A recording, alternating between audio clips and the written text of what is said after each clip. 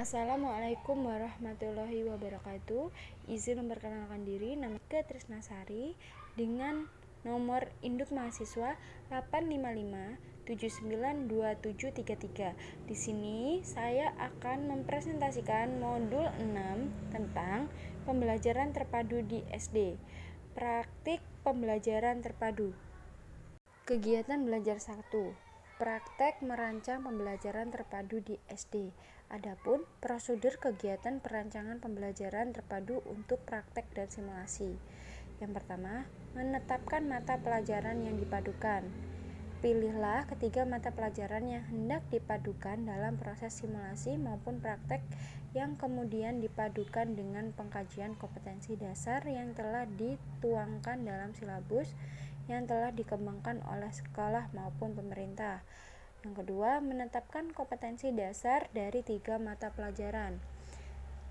Kita harus memilih kompetensi dasar pada jenjang kelas dan semester yang sama dari ketiga mata pelajaran tersebut. Mengembangkan tema yang sesuai. Tema merupakan pokok pikiran yang akan menjadi fokus atau pusat pembicaraan. Yang keempat, mengembangkan peta keterhubungan antara kompetensi dasar dan tema pemersatu.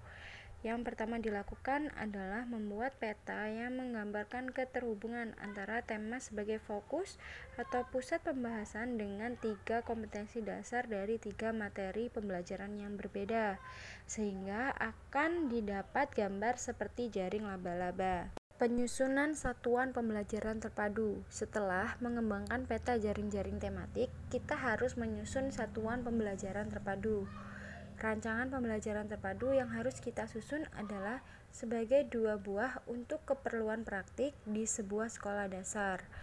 Dalam konteks mengajarkan, perencanaan dapat diartikan sebagai proses penyusunan materi pembelajaran, penggunaan media pembelajaran, penggunaan pendekatan dan metode pengajaran, dan penilaian dalam suatu alokasi waktu yang akan dilaksanakan pada saat tertentu yang telah ditentukan. Beberapa pengertian dari para ahli tentang pengertian perencanaan pembelajaran sebagai berikut.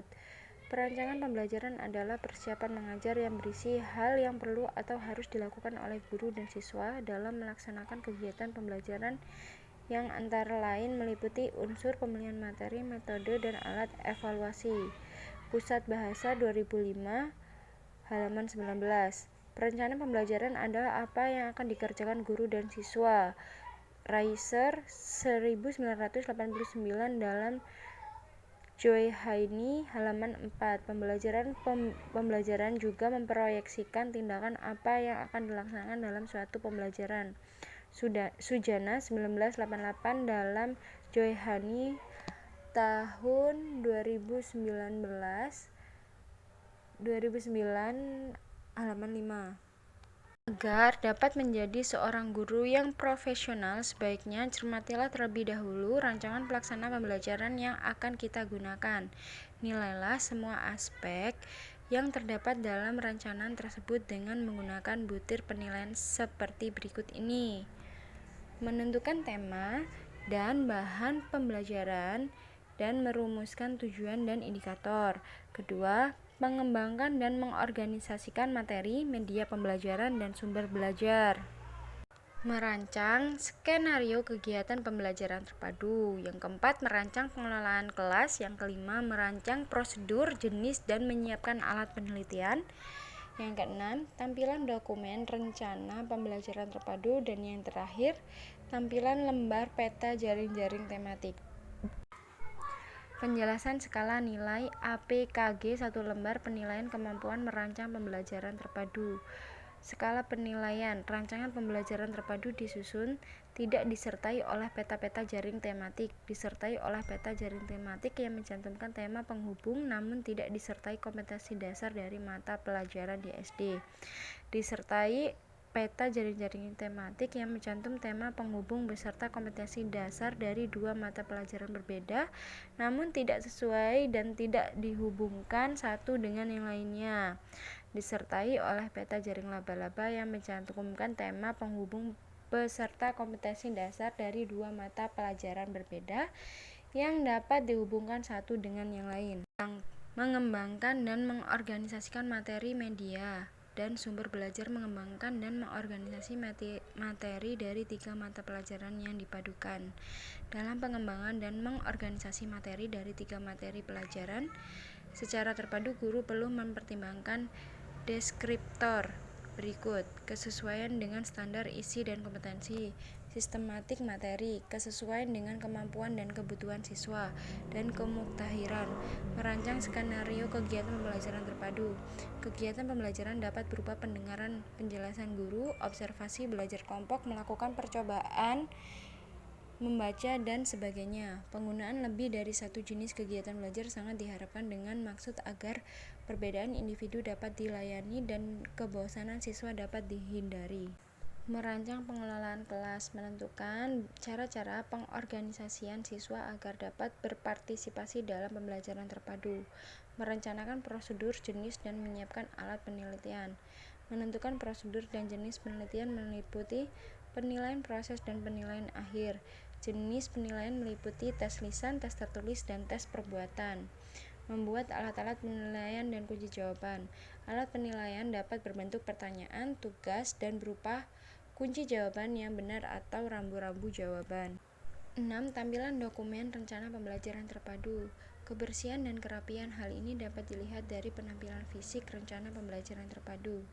Tulisan dapat dibaca dengan mudah, tidak banyak coretan, bentuk tulisan konsisten, ilustrasi tepat dan menarik.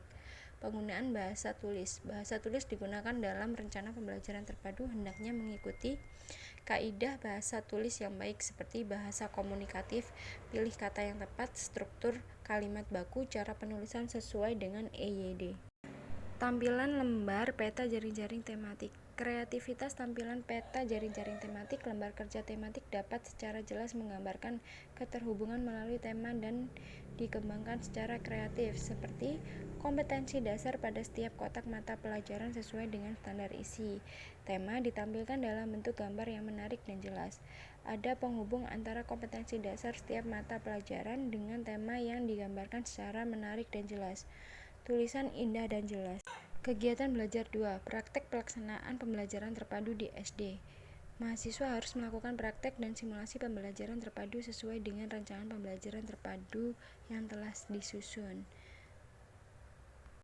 Berikut kita bisa lihat dan pahami bersama bagaimana cara penyusunan pembelajaran terpadu. Antara lain harus menggunakan alat penelitian kemampuan guru atau APKG,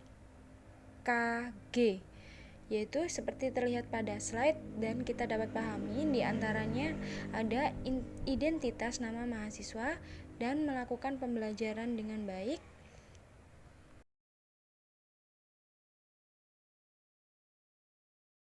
Nah, setelah kita mengamati tentang pembuatan rancangan pembelajaran terpadu,